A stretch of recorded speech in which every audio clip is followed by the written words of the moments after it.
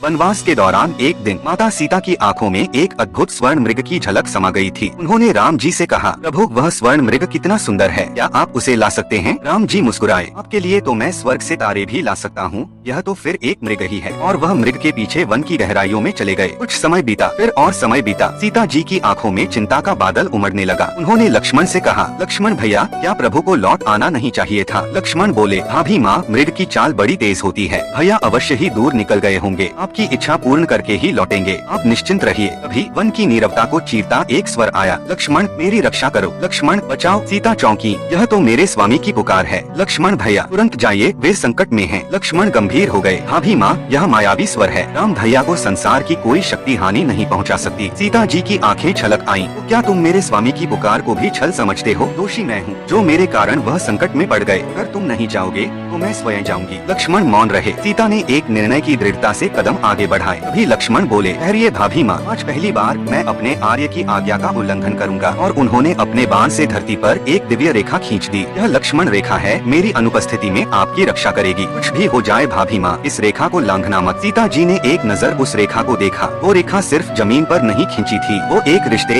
एक विश्वास और एक धर्म की सीमा थी। तो दोस्तों, वीडियो को सब्सक्राइब करना बिल्कुल ना भूले।